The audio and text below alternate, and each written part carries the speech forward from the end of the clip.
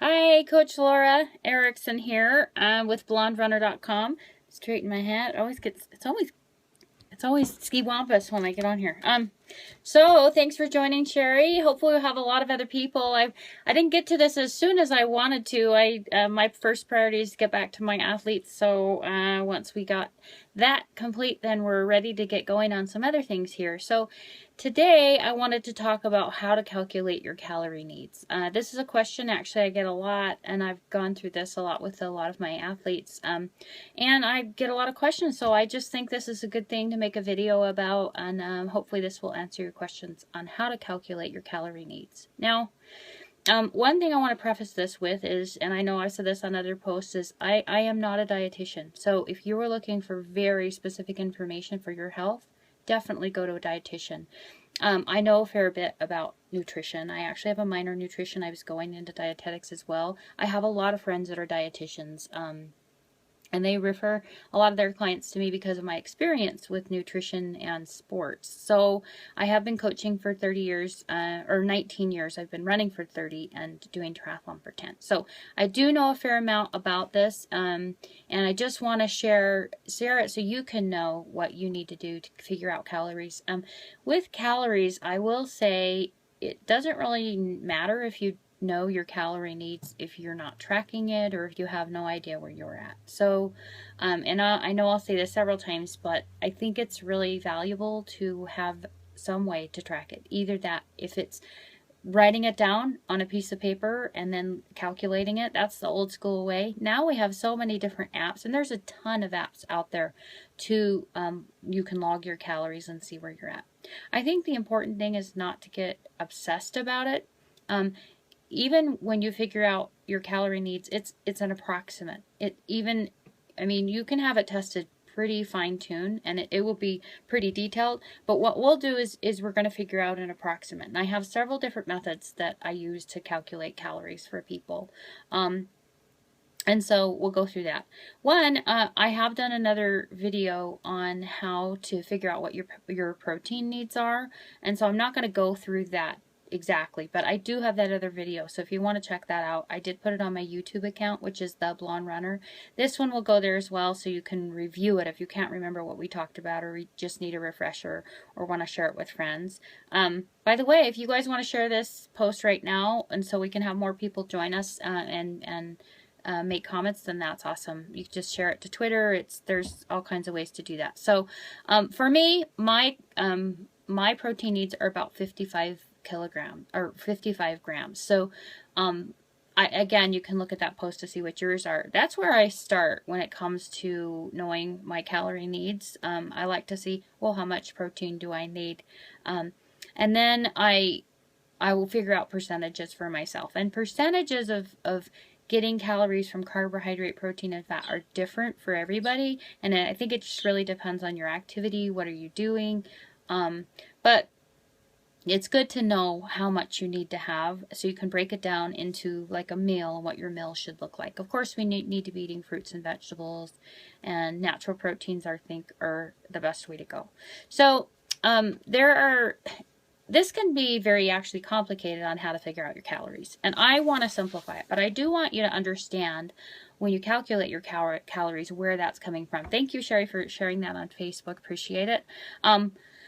I want you to understand where the formulas and things have come from that help determine what calories are. But I will say, to make it simple for you, you should go and use an app, and you could go online and go calorie calculator. And then when you go to that, you'll find a bunch of them, and you go in there and you can plug in, they want to know your age, gender, your activity level. Once you plug all that information in, and your weight and height and that stuff, once you plug that all in, then it will spit out a number for you. And if you go to all the different ones, and I've done this before, I plugged in the same information, you'll get a little bit different numbers. And part of it is how much do they break it down into activity level, and that's the thing with me. And I am a big believer. I love MyFitnessPal. That's probably my favorite because I found that that's probably the most accurate when it comes to estimating calories. And these are always estimates, they really are. How they figure that out when you plug that information in, most of them use a formula called the Harris-Benedict principle. It is a formula, and I could give you the formula. It's like I have the exact formula right here to figure out your basal metabolic rate. 665.09 plus, these numbers, and you multiply it times your weight in kilograms, and then you add it to your height, and there's all these things, okay? This formula, you don't need to know all that. Those calculators figure that out for you. That's why it needs that information, and it spits it out. But I want to explain, what is BMR? I'm sure you've seen that acronym. What is basal metabolic rate? Basically, your basal metabolic rate is how many calories it takes for you to survive without, this is not even considering thermic effect of food. So digestion's not considered. This is your heart beating, your body staying warm, your organs running. Just if you lay there all day long, it's how many calories do you burn just laying there. And I think most people, there's kind of a range. For most women, I would say never. This is why you don't want to do the starvation diets. And the reason that you don't want to do them is because you'll lose muscle. I would say ballpark for most women, even that are fairly sedentary, you're going to be around 1,200 calories. So that's what you can have just for existing. That's awesome. Bonus, right? If we want even more than that, obviously we need to be exercising. But I like to explain, I've got my little fake muscle and fake fat that I want to show you. And I think it's really important to understand, obviously, as you lean up, you're going to need more calories for that. Your basal metabolic rate increases, or your metabolism increases. And the reason that is because muscle tissue, if you look at it, of course, this is fake. I'm not going to take a chunk of my muscle, but it is red, right? There's the big difference between these two. One of them is red. This is fat. Fat, you'll see it has a teeny bit of, of blood vessels going to it, but this takes a lot more blood vessel. It has a lot more blood vessels going to it. It's red. It has more blood flow. It takes more energy to sustain this. So a lean person is going to have a higher basal metabolic rate than a person that has more of this on them. Because this takes nothing. This adipose tissue is drier than bone. It takes no energy to sustain it. It just sits there. We need some fat on our body, absolutely. It plays a role in hormone regulation, so fat is valuable. But most people want to lean up. They want to have a little more of this on. This is also smaller. I mean, if we had 5 pounds of this, you could really see it better. But this is smaller per pound than this. Yeah, they weigh the same, but the size is different. Muscle is more condensed. So also understanding that, I told you adipose is super dry. This is very, it has a lot of moisture in it. Muscle does. So if you were to dry this out, if this were a piece of steak and you get it to piece of beef jerky, it's like 2/3 of its size, because a lot of that is water. So water is important. So again, when it comes to basal metabolic rate, if you're more lean, you're going to need more calories just to live, just to exist. Because of the muscle tissue, it needs more calories. So once the BMR is figured out, then basically that formula, or what you're plugging your information into, if you're a sedentary person, it adds 20% about to that, and then that gives you your calorie needs for the day. If you're, let's say, fairly lightly active, it may add 30%. If you exercise most days of the week, it would add 40%. If you're really active like me, an athlete, you'd be 50 to 60% more. And actually, I found that's a little low for me even. When I plug my data into these tools, it gives me ballpark around 2,000, 2,200, which is a little low for me, for my activity. And I know that because I'll lose weight when I'm eating that low of calories for me. But one thing I'll say is for an active person, for a fairly active person, that should be average. That is what all of our labels are based on, 2,000 calories. So most people are on lower calories than that because everybody's trying to lose weight and lean up. So never going below 1,200 for female for sure. I would ballpark, like I said, for men, BMR would be 1,700 calories. So that's kind of your baseline. That's where you're starting from. Everyone needs to be getting at least, exercise every day. I would say you need to be burning 300 to 500 calories every day in exercise. For me, I weigh 122 pounds, and whenever I go running, which is after this, yay, I'm so excited, I every mile I run, I burn my weight in calories. About. It depends on how fast you're going, but that's kind of how I gauge how much exercise people need in a day. And of course, there's tons of things you can do besides running, but running's awesome. So hopefully you're getting exercise in, no matter what it is. Get something in. So that's kind of how they figure that out. So like I said, I think the best thing to do is go in and plug it in, or use MyFitnessPal. Like I said, is great. Now I wanted to touch just a little bit on percentages, because you'll notice if you use any of these apps, it will often break down your calories into percentages. How much fat, how much protein, how much carbohydrate. And I get a lot of people asking me, well, how much do I need of what? And I think it really depends on you and your ailments. For me, my father is type 2 diabetic. I have aunts with diabetes on that side of the family, and I'm more prone to diabetes. I've had gestational diabetes on insulin with my third pregnancy, or third boy.